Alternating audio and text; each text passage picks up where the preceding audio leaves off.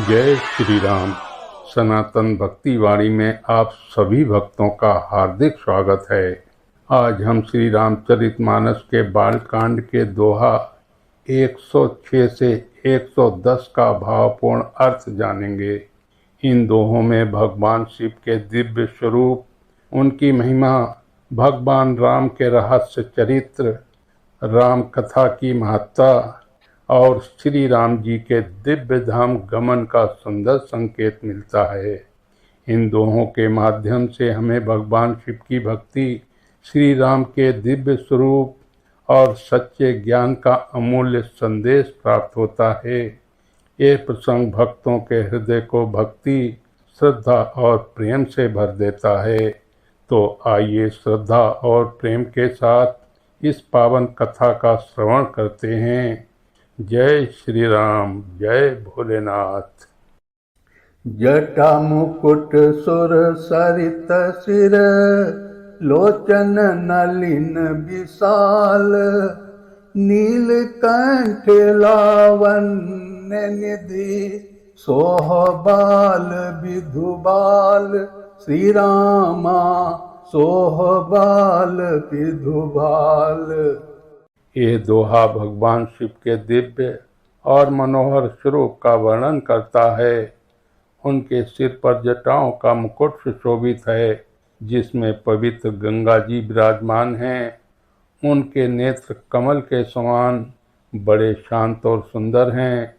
उनका कंठ समुद्र मंथन के विषपान के कारण नीला है, इसलिए वे नीलकंठ कहलाते हैं।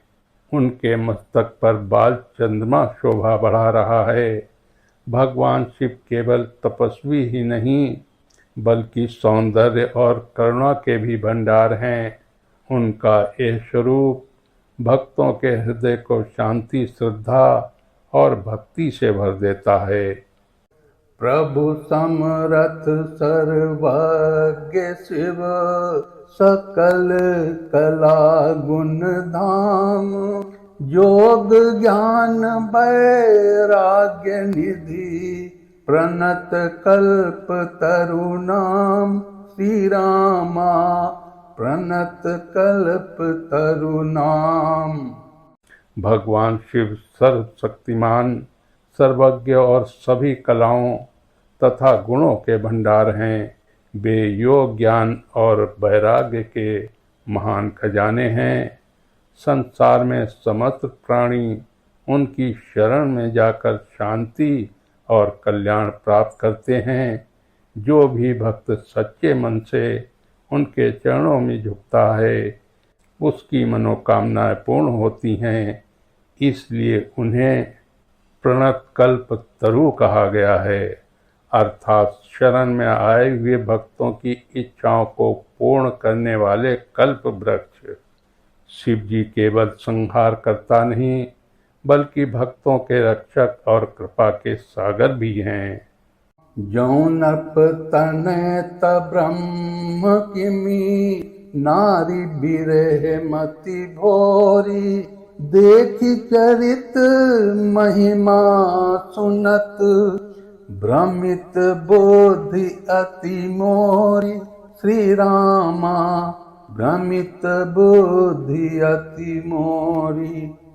ये पंक्तियां श्री रामचरितमानस के बालकांड दोहा 108 से ली गई हैं, जिसमें माता पार्वती श्री राम के मानवीय चरित्र को देखकर उनके ब्रह्म ईश्वर होने पर संशय व्यक्त करती हैं।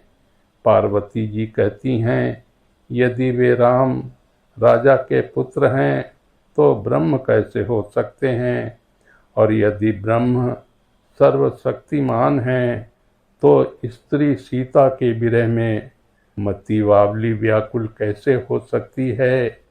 उनका चरित्र देखकर और महिमा सुनकर मेरी बुद्धि अत्यंत भ्रमित हो रही है। अर्थात पार्वती जी ने जब वन में राम को सीता जी को खोजते हुए व्याकुल देखा, तो उनके मन में एक संशय उत्पन्न हुआ कि क्या वे सचमुच भगवान हैं। ये वही पंक्तियां हैं जो पार्वती जी के संदेह और उनके मन के भ्रम को दर्शाती हैं, जिनके बाद शिव जी ने उन्हें सती के संशय का निवारण करने के लिए राम कथा सुनाई थी। बंदहु पद धरे धरनि सिरो, बंदहु पद धरी धरनि सिरो, विनय करहु कर जोरी, बरनहु रघुबर बिसद जसु, श्रुति सिद्धांत निचोरी, श्री रामा श्रुति सिद्धांत निचोरी। ये पंक्तियां तुलसीदास जी द्वारा रचित श्री रामचरितमानस के बालकांड दोहा 109 से ली गई हैं। इसमें भक्त भगवान के चरणों में विनय पूर्वक वंदना करता है।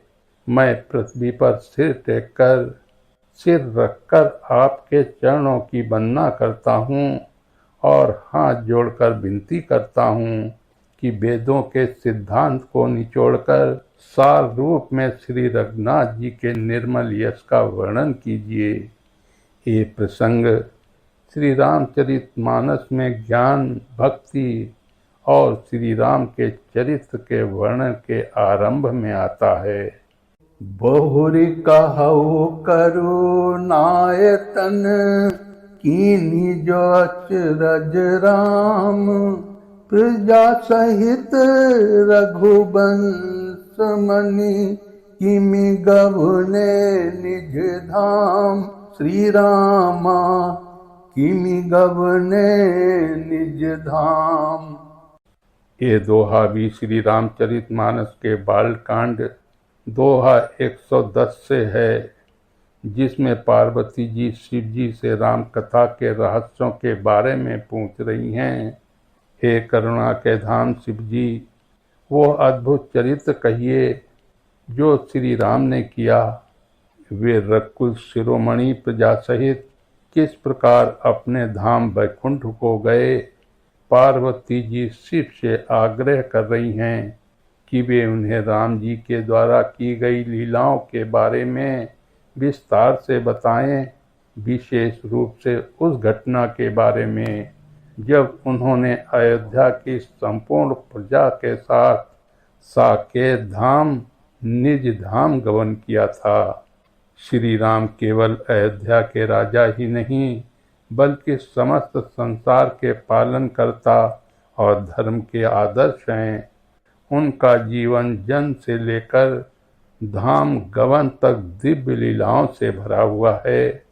भक्तों की इच्छा होती है कि वे श्री राम के प्रत्येक लीला को सुनें और समझें। जय श्री राम, जय भोलेनाथ, जय माता पार्वती।